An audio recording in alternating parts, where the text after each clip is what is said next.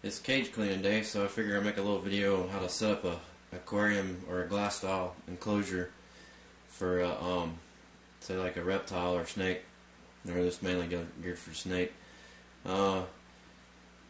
This is how I do it. This is what works for me. It will vary for you because you probably keep your house at a different temperature than I do, so this is how to basically set it up, to get it set up and then do the trial and error to find the exact setup that will work in your home. You can find what you need to set it up on the internet, but this is how I do it to maintain humidity and temperature, since I'm gone for 2 days at a time and I have to have it maintained while I'm gone. Of course, you need your tank. This is what I started out with when I got my first ball python. It's a 46-gallon bow front tank.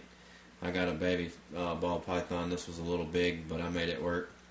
My biggest problem when I first got her was her sheds, so I was constantly battling that and researching on how to fix it, and what I learned is what this video will be about, to how to maintain your heat and your humidity for a glass style enclosure.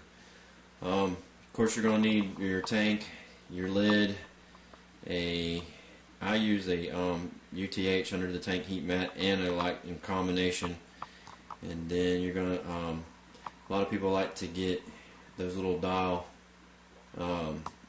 humidity and temperature gauges, but that little gauge right there is an Accurite from Walmart, 12 bucks. It's the kind of what that everybody in the hobby uses because it works and has a couple of features I'll show in a minute. I divide my tank into two zones. On this tank, my left side is my cold zone, the right side is my warm zone.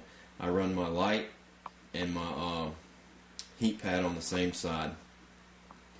The bulb for the heat lamp, you want to get a red or a red bulb. You don't want to use like a daylight bulb, because if you need to leave it on 24/7, if you have that light on all the time, it'll stress your snake. So the red, supposedly they can't see, and so it doesn't stress them. I had to custom make a lid for this tank, and it has a tinfoil mod, which I'll show in a second as well. But that's how you help maintain your heat and your humidity, because heat rises and the humidity will dissipate in your house. So we'll look at a couple of things here. You want two hides. I put one on the cold side, one on the hot side, and then I usually put my water bowl in the center. We're going to talk about the water bowl and volume versus surface area, and how that will help get your humidity up to maintain. Alright, we'll cover the thermometer. This one's Accurite from Walmart. It's a little weather thermometer. The unit itself measures humidity and temperature, and then it has a probe that you can put somewhere in the tank that also measures temperature. So that allows you to put the unit on one side and the probe on the other. The way I do it is I put this on the cold side, and then I put the probe on the hot side, kind of under the hot side hide. And then all the cords I just put in the tank and bury into the substrate. As you can see, it's 84, and then 78, and then 50%. So that these are a lot better at reading what your temperatures are actually going to be. You definitely don't want to use one of these. This was on here from when it was a fish tank. Then you can see that I have it sitting on my lid. I custom made this lid, but if you can get a screen lid for an enclosure, you're going to have to probably do the foil mod. Basically, I put tin foil down, and then I take packing tape and run across it. I cover the complete lid, and then, like you can see, the circle cut out for my heat lamp. I cut that out later on. That way it's all uniform, and I'm not trying to do it when I'm putting the foil in there. Over here's a vent. You have to experiment with this. I left this piece so I can close it and open it as needed. Usually you want to start out with only 1 or 2 vents and add more vents as needed. That way, if you kind of, it's like the trial and error to find out what'll work.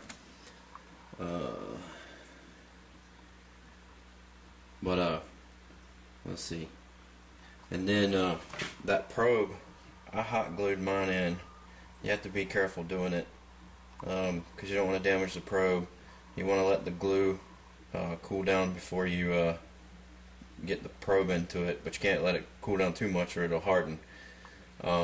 You can see my UTH on the bottom there. I run mine off a dimmer. I don't have a thermostat, but the best way is by thermostat, which it will have a probe that will go between the UTH and the glass, and then the thermostat controls the UTH so it doesn't get too hot. The best kind or any kind that'll fail. If they fail, they'll turn off the heat mat and not ramp the heat mat all the way up to full power. So next we'll cover the water and what let's do the heat light. I also have a light up under here. It's a LED. It's on a timer. That's for you to be able to see the snake. It's not for the snake. The red heat lamp is. You want to have a day and night cycle for the ball python, so that because it doesn't need to have 24-hour light. It doesn't in the wild, so it wouldn't need it here. Lastly, if you see the funny looking marks on the back of my tank, that's double-sided tape. I have black construction paper on the outside taped to the walls. If your snake's in a high traffic area, or even in general, it's a good idea to tape off the three sides of your tank to make the snake feel more secure. A tank this size, and if you had something this size and you're trying to use for a ball python, you probably want to have a bunch of stuff in there for the snake to hide and feel secure. It'll make more work on you when it comes cage cleaning time, but it's if you want to properly take care of your animal, that's something you have to think about. And like I said, this is trial and error. I started with this big tank. Most people, if you find setups about talking about this, they use the 20 long as a demonstration. I would 20 longs like it, kind of like the hobby standard, I believe. So, but any tank would work. Really small ones will be really hard because you got to cram everything in there and there's hardly any room, such as like a 10-gallon. So if you have to, I would say start out with a 20 or bigger. But if you get too big, it could stress your snake if you don't have it properly set up. So now we'll talk about the water bowl, or the water bowl, and what I do and how I set it up. These heat lamps are bad about sucking out the humidity in a enclosure, so some people don't like to use them. If you keep your house warm enough, you could probably get away with just a UTH and creating the humidity, depending on your house. But you might have to have a heat lamp to create the humidity. And when I was talking about earlier about volume versus surface area, I have the pitcher here, which holds a gallon of water, and then the frying pan, which I would say is what, half a gallon. The pitcher may hold a gallon, which is your volume, but if you look at it, you only have so much surface area on the top. You have that, so that's less area of an area for heat to heat up the water and make it evaporate, versus if you had a surface area of this, that's more water to be able to heat up and evaporate, causing your humidity.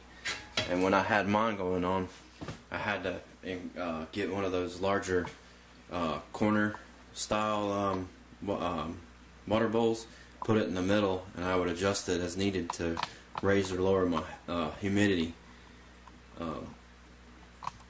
And what I mean by adjust it, basically you start in the middle, or you put it in the middle, let your temperature settle by your Aquarium thermometer humidity gauge, and then you slowly work it towards your heat lamp and make the humidity rise. Once you're in the high, I usually keep mine about in the high 50s, right around 60, and then when it's shed time, you would adjust it more to the heat to raise up the humidity to for shedding. I had to have both volume and surface area because I'm gone for 2 days at a time. I didn't want the heat lamp to suck out all my water while I was gone, so that way, that's the other reason I had such a big water bowl. But that allowed me to kind of understand what was going on. because you're making a mini environment. So just like the real environment works, the sun heats up the water makes humidity, and it spreads out. So that's what you're trying to do. The foil on the lid helps keep the heat and the humidity in, so you have the right environment for the snake. But I'm going to get this back set up and then kind of show you how. Actually, I'm going to post some pictures to show what this aquarium looked like when my ball pipeline was a larger size before I built her other enclosure.